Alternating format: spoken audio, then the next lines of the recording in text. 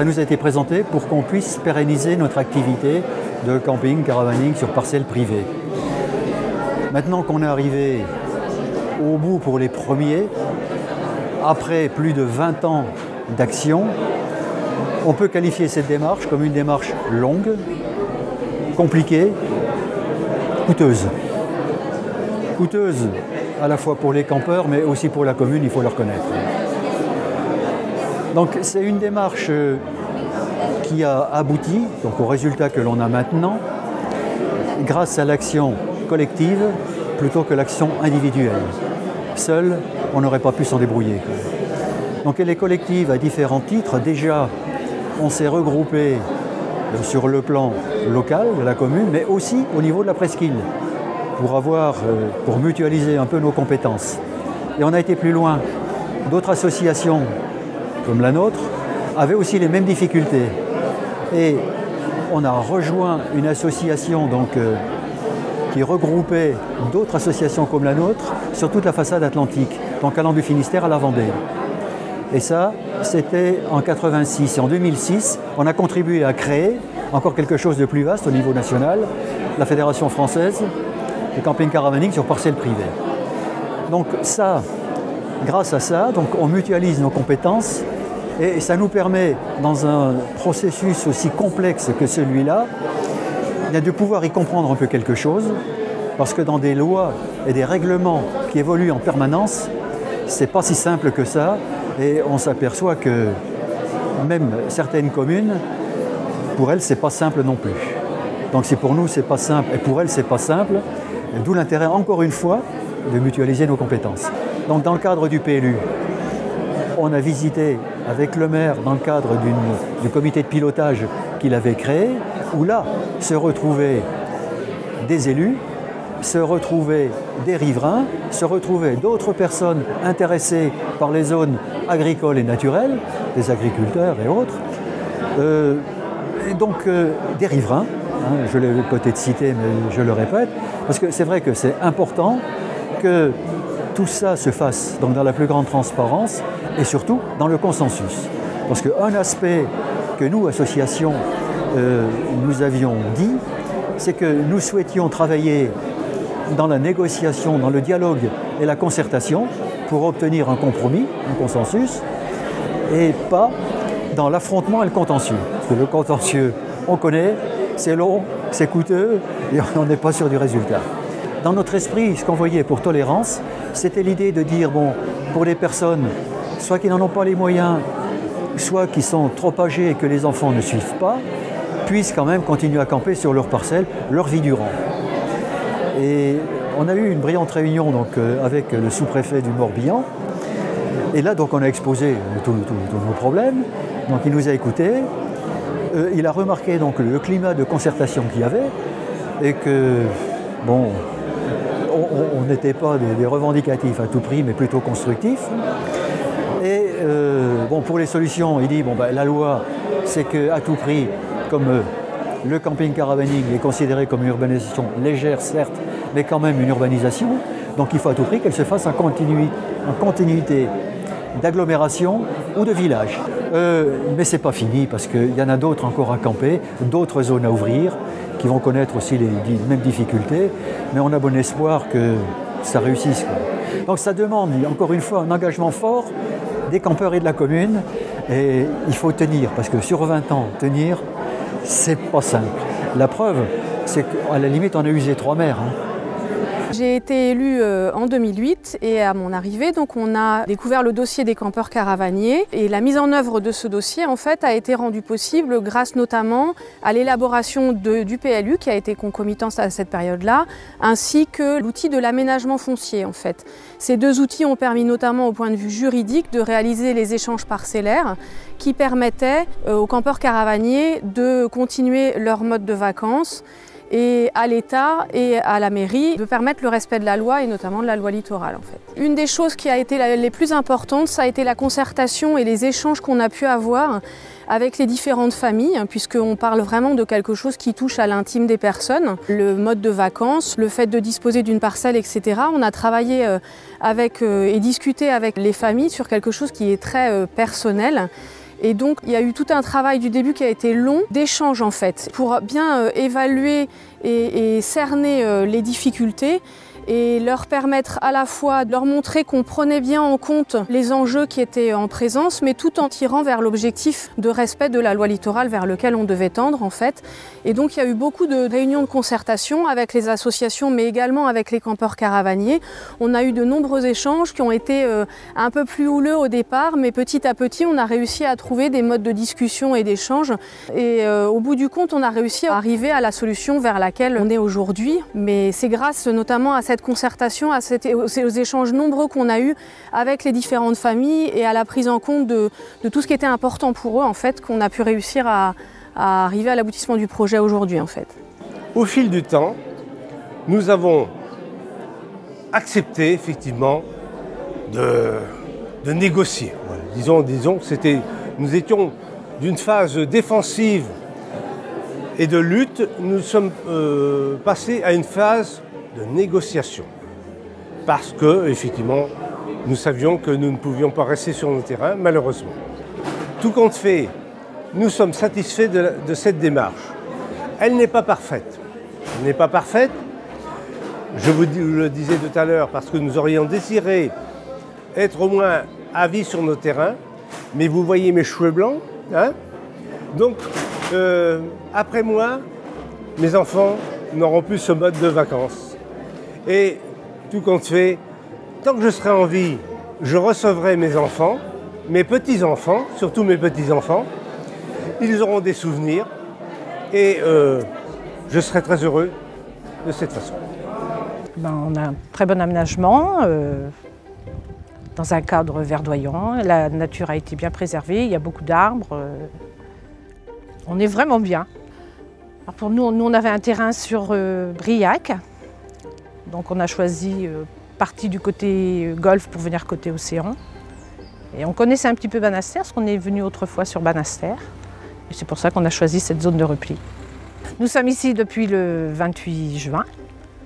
Notre HLL a été installé au mois de mai, donc il y a eu un bardage de fait. Bien sûr, tout le travail a été fait autour.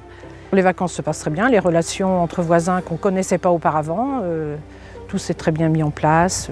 On se côtoie régulièrement. Il y en a qui vont à la pêche, ils nous envoient du poisson, c'est parfait. Nous sommes implantés ici depuis le mois de juin. Nous avons la chance d'avoir des voisins, chose à laquelle nous n'avions pas auparavant puisqu'on était dans un petit terrain très privé. Donc il faut vivre bien sûr avec la promiscuité des gens autour, mais pour les enfants c'est très important puisqu'ils se sont fait de nouveaux copains. Il y a plus une vie en communauté. Ce qu'il y a très bien ici, on n'a pas de route, de très grande route à traverser, donc c'est un accès facile à la plage. On est très solidaires les uns des autres. S'il y a besoin de quoi que ce soit, les voisins sont toujours présents pour nous aider. Bon, avant, on était sur un terrain à caravane, comme on dit, près du Lojo, entre le Lojo et le rond-point du Lojo. Et on vivait dans des conditions un petit peu particulières, simples, naturelles, mais qui nous convenaient bien. Et puis la loi littorale a obligé les municipalités de la presqu'île de Rhuys et d'ailleurs à recycler tous ces gens qui vivaient donc dans des conditions un petit peu illégales. J'ai bien dit un petit peu, hein, illégales. Et avec l'association des campeurs caravaniers, Monsieur Lapartien, maire de Sarzeau, Monsieur Lapartien et les services municipaux ont eu de nombreuses discussions pour arriver là où on est maintenant. Maintenant qu'on y est, il y a eu... Les choses ont été, je dirais, c'est un peu le principe du diesel. Moi, c'est l'impression que j'ai eue. Pendant un certain nombre d'années, il y a eu beaucoup de discussions, beaucoup de mises au point. Et puis, ça a été long à accoucher, si vous me permettez l'expression. Mais depuis que l'accouchement a eu lieu, eh bien, le projet a rondement grandi, rondement mûri. Et en l'espace d'à peine un an, je dirais, on est parti d'un terrain, la mairie et les entreprises sont partis d'un terrain pas nu parce qu'il était broussailleux, il était rempli d'arbres, il était inexploitable tel qu'il était à ce que l'on voit ici actuellement. En un an, tout s'est fait. Ça s'est fait principalement, le gros œuf s'est fait pendant l'hiver. Et depuis le printemps, eh bien, les aménagements de surface ont été faits, les clôtures, pelouses, les arbustes, etc. Et on a eu la possibilité de faire notre échange d'anciens terrains, vente de notre ancien, non c'est échange de notre ancien terrain avec ce nouveau terrain chez le notaire. Donc c'est un terrain qui appartient à chacun d'entre nous. On en est propriétaire, on en fait ce qu'on veut, il est transmissible et on y met ce qu'on veut en respectant un règlement, le règlement qui a été élaboré par les services municipaux. Depuis, nous avons signé notre acte d'échange chez le notaire. Nous, en ce qui nous concerne, au mois de mai, on nous a repris notre terrain à un demi-euro. On a acheté notre nouveau terrain ou échangé contre celui-ci, notre ancien terrain contre celui-ci, pour 42 € moins symbolique. Alors, ces 42 € comprennent évidemment le terrain, comprennent toute l'urbanisation qui a été faite par la municipalité. Bon, ben voilà, notre résidence secondaire, comme vous a expliqué Jean-Yves, après un choix de repli. Donc moi, je suis extrêmement contente, hein, parce que bon, il y a le confort qu'on n'avait pas là-bas, hein, malgré qu'on avait quand même des installations avec salle de bain, avec douche, petite cuisine et tout. On avait quand même des installations qui nous permettaient de vivre un peu mieux quand même qu'avec seulement du camping. Mais là, ben voilà, il y a le confort qu'on n'avait pas là-bas et c'est génial, quoi. Bon, mon mari, lui, il préférait être un petit peu là-bas, il aurait préféré faire ça sur son terrain là-bas, parce que bon, c'était plus grand, c'était tout arboré, c'était joli. Donc il s'y plaisait mieux, évidemment. Mais bon, voilà, moi, je suis très bien ici et ça me plaît énormément. Voilà. J'étais dans le chemin de Kercado. Bon, on avait un grand terrain. J'avais 3000 m². Aujourd'hui, j'ai 550. Moins de travail. Par contre, plus de loisirs. On va commencer. Ça a été des démarches qui n'étaient pas faciles, parce que c'est quelque chose de nouveau. Mais bon, j'ai eu quand même une aide par l'urbanisme, hein, et ma foi, ben, on a continué. Ça nous faisait peur au début, hein, parce que c'est pas évident. Financièrement, il y avait des choses qui n'étaient... Bon, mais ça se passe bien. Alors, ma foi, cette démarche, eh bien, je m'aperçois qu'elle est super. Parce que tout est fait en plus. Bon, on a tout installé, tout ça, et ben, on est tranquille, hein. Bon, la distance par rapport à l'ancien, c'est un peu plus loin, mais bon, vous savez, je veux dire, pour l'instant, on n'a pas beaucoup de voisins, mais les voisins qu'on a actuellement, eh bien, on a sympathisé et c'est parfait. Même, bon, j'ai un petit bateau que je vais à la pêche, j'ai ramassé quelques poissons et je me dis, bon, ben, je peux profiter les voisins autour de moi. Voilà. Je fais beaucoup de choses moi-même, ce qui me tire, heureusement financièrement, et ma foi, ça se passe bien.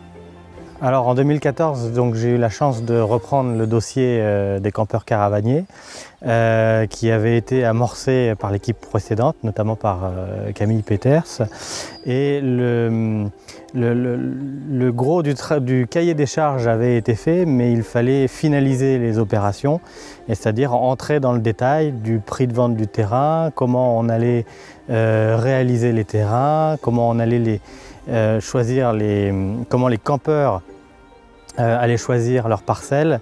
Donc on était vraiment dans une phase opérationnelle à partir de 2015-2016 pour la réalisation et la livraison des PRL. Alors au niveau des coûts pour la réalisation de ces PRL, il avait été décidé dès le début du projet que cela n'impacterait pas le contribuable sarzautin, Et donc il y aurait une partie prise en charge, que les travaux seraient pris en charge par la commune, mais que le budget serait équilibré à terme. Donc les campeurs ont acheté leur terrain à un prix de 42 € le mètre carré. Ils ont fait un échange, pour être plus exact, ils ont fait un échange de leur terrain contre un terrain sur le PRL avec une soulte de 42 € le mètre carré, ce qui correspond à peu près à la moitié du coût de revient pour la commune. Il fallait donc équilibrer ce budget, ce qui a été fait avec la vente de l'eau libre, donc à des personnes qui n'étaient pas dans la démarche de repli des campeurs et qui, eux, ont acheté le terrain à 200 € le mètre carré, ce qui permet d'équilibrer le budget, budget qui est composé à la fois des travaux sur les PRL, mais aussi de la remise en état des terrains récupérés, comme par exemple retirer les réseaux déjà installés, renaturer les sites. Voilà, c'est différents coûts qui sont relativement importants mais qui sont intégrés dans le budget. Alors la maîtrise d'ouvrage initialement, il était prévu que ce soit les ASL, donc les associations qui gèrent les PRL, qui s'en occupent. Assez vite, on est venu sur le constat que ça serait quand même compliqué pour ces ASL de mener à bien les projets, que c'était un projet complexe et qu'il était préférable que la commune aille au bout du projet, c'est-à-dire s'occupe complètement de la maîtrise d'œuvre et livre des lots finis, c'est-à-dire avec des clôtures, avec des haies, avec des portails, à la fois dans un souci d'efficacité, dans un souci aussi d'homogénéité. On a imposé également un cahier des charges relativement strict pour que toutes les habitations légères de loisirs s'intègrent bien au paysage, ce qui permet d'avoir un résultat d'un PRL homogène et agréable à vivre. En tant que riverain, on a participé au processus, d'abord parce qu'on n'a pas voulu que ça se fasse sans nous. Dans la mesure où, de toute façon, l'aménagement foncier avait décidé donc, de dire on règle le problème des campeurs, nous on s'est dit ça ne peut pas se faire sans nous, dans la mesure où on a su tout de suite qu'il y aurait une zone de repli dans notre secteur. C'est difficile de faire donc, un inventaire en fait, hein, sur la démarche. Les points positifs, quelques points positifs et quelques points négatifs, je les évoquerai. Je dirais simplement que sur la démarche, globalement, le sentiment qu'on en retire, nous en tant que riverains, pas simplement à travers ce qui va se faire, mais surtout ce qui s'est déjà fait, c'est qu'on aurait pu faire beaucoup plus modeste. Au départ, les campeurs, eux, avaient plutôt pensé s'orienter vers une solution qui consistait à dire on fait un terrain de camping, ils n'avaient pas de sanitaire, ils n'avaient pas l'eau pour la plupart. Et donc, ce qu'ils pensaient que c'était la bonne solution, c'était une solution modeste, un regroupement peut-être des campeurs, ou même simplement sur le lieu d'installation actuel, d'installer des sanitaires, de façon à ce qu'ils aient le minimum de confort et qu'on ne puisse pas leur reprocher de polluer, d'être des agents polluants. Et on n'a pas fait ça en fait. Ce qu'on a fait, c'est quelque chose de beaucoup plus ambitieux. Et l'ambitieux a généré un certain nombre d'inconvénients. La première, c'est qu'on a regroupé. Et nous, en tant que riverains, on s'est dit il est plus facile à vivre une cohabitation entre des petites zones de quelques dizaines de campeurs plutôt que des grandes zones de concentration. Voilà. Ça, c'est un élément important. Et la zone de Prat-de-Bihan, en fait, au départ, était sur une estimation d'à peu près 80 lots. Nous, ça nous a paru exorbitant. Hein, et donc, c'est quelque chose qui a été affiné après plus tard. Moi, je pense que les Sarzetins, ils n'ont pas d'avis sur la question. On n'a jamais vu les Sarzetins s'exprimer là-dessus. Les seuls Sarzetins qui s'expriment ou qui peuvent avoir un avis sur la question, ce sont ceux qui sont riverains, hein, qui sont dans un secteur où il y a une zone de repli qui va s'installer ou qui s'est installée. Enfin, les enjeux campeurs, c'est facile de dire. Eux, ce qu'ils souhaitaient, c'était rester dans leur mode de vacances. Donc, dans la mesure où on leur interdisait de rester dans leur mode de vacances, ils n'avaient que la solution, en quelque sorte, de rentrer dans le jeu. Donc dans le jeu, on leur proposait quoi? Interdiction de camper où vous êtes si vous ne rentrez pas dans le processus de repli, ou alors accepter le principe du repli. Bon, il y a une troisième voie qui leur a été accordée, c'est celle de la tolérance, c'est-à-dire pour une période donnée, d'une quinzaine d'années à l'époque, qui nous amène à l'horizon 2030, qui leur permettrait donc de pouvoir rester sur leur parcelle tout en étant dépossédés. Alors pour les campeurs, l'enjeu c'est en quelque sorte de garder leur système de vacances. Donc, il n'y a pas de... C'est leur principal enjeu.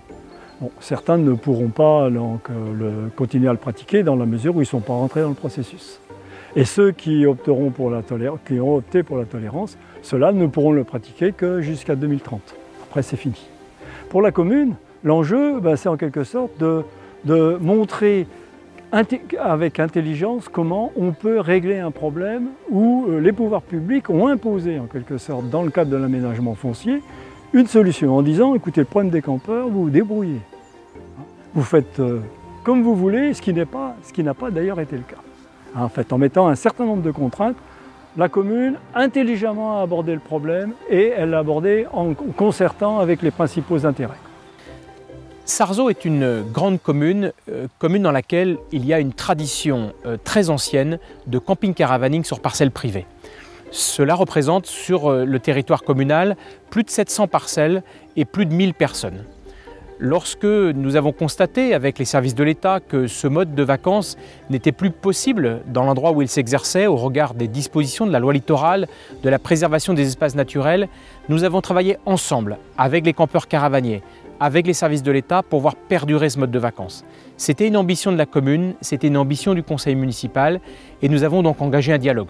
Parfois compliqué, parfois enflammé, parce que ces lieux de vacances sont aussi des moments de rassemblement familiaux, c'est des moments de bonheur.